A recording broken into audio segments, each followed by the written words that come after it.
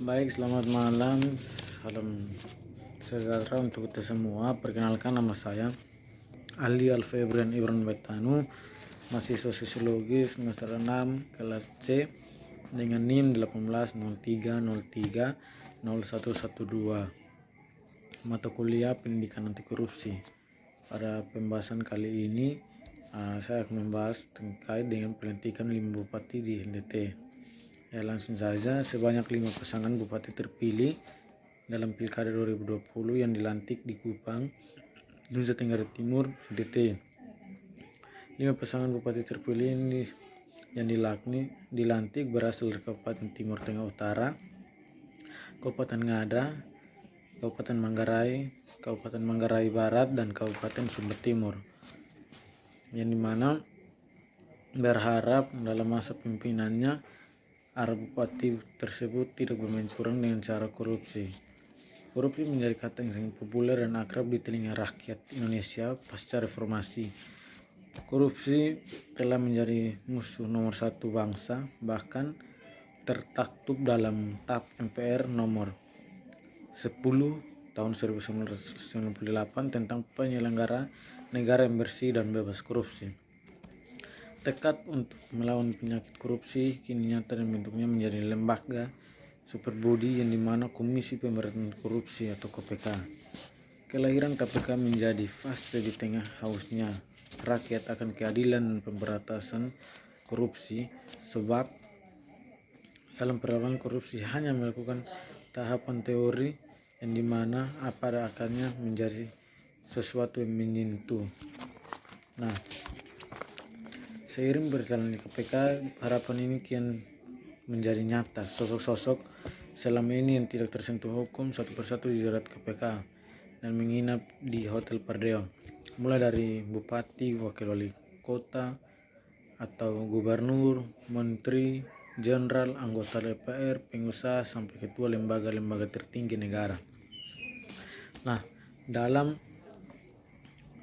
pelaksanaan pendidikan anti korupsi, belum layak kabar terdengar bila menengok ke belakang kader-kader partai menduduki jabatan seperti kepala lembaga, kementerian, anggota DPR, DPRD, gubernur maupun wali kota atau bupati terjerumus dalam kasus korupsi ini yang melahirkan apakah demokrasi kita dianut selama ini yang membuat wakil-wakil rakyat mendapat kursi empuk di pemerintahan sebenarnya memang telah diberi tiket untuk bertindak korupsi. Apakah benar demikian? Nah, warisan dan ide korupsi menyeruti daya hidup, membuat manusia tak muncul potensi yang ada padanya. Setelah diberi mandat, para koruptor yang telah repot-repot bekerja dengan jujur untuk menjalani kehidupan yang penuh dengan berkah. Nah, untuk itu setelah Orde Baru tumbang, upaya yang mengkritik sekaligus mengasihi korupsi bermunculan baik dari pemerintah maupun masyarakat.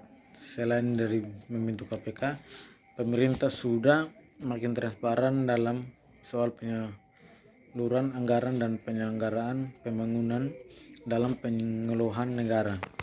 Nah, yang berikutnya ada pun juga kejujuran sebagai kecerdasan sosial, yang dimana kurang cerdas dapat diperbaiki dengan belajar, kurang cakap dapat dihilangkan dengan pengalaman, namun tidak jujur itu sulit diperbaiki.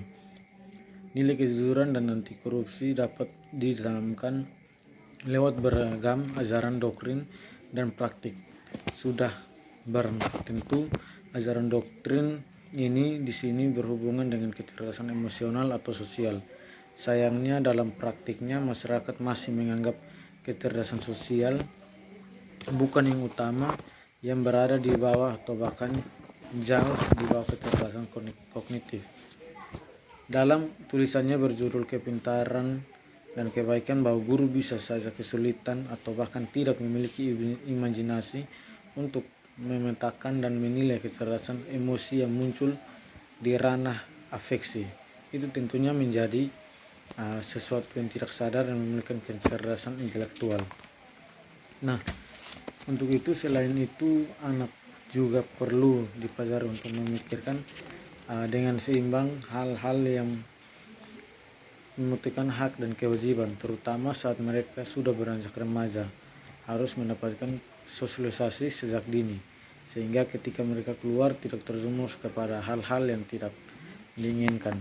Nah, pada dasarnya bahwa anak-anak yang membutuhkan banyak figur dan keteladanan untuk bertumbuh dewasa dan manusia, sekolah dan keluarga mestinya yang menyadari peran mereka untuk menjauhi korupsi dan bersikap jujur. Bila sekolah dan keluarga sudah memberi bekal kejujuran kepada anak, ke depan anak akan terus tumbuh menjadi anak yang selalu jujur dan tidak korupsi. Nah, untuk itu sebanyak 5 pasangan bupati ini yang dilantik ini sebelumnya telah direncanakan untuk dilantik bupati dan bupati terpilih dilaksanakan secara virtual, tetapi berubah menjadi tatap muka dan dipusatkan di Kupang. Kata yang terjadi pada hari Kamis lalu, yang dimana hal-hal yang berkaitan dengan pelantikan bupati dan wakil bupati di NTT hasil pemilu serentak 2020 itu, yang dimana pelantikan tahap pertama dilakukan untuk 5 kabupaten, yakni Kabupaten dan wakil bupati terpilih Timur Tengah Utara, yang dimana juga Bupati Manggarai, Bupati Manggarai Barat, Sumber Timur, dan juga Nagakeum, yang dimana bupati dan wakil terpilih ini dilantik dalam keadaan tatap muka. Nah, korupsi bukanlah penyakit yang bisa saja dimaklumi atau penyakitnya menyebabkan bangsa akan sulit dalam keterbelakangan ekonomi, namun korupsi harus diberantaskan. Nah, hanya itu saja yang dapat saya sampaikan. Kurang dan lebihnya saya mohon maaf dan terima kasih. Salam sejahtera untuk kita semua.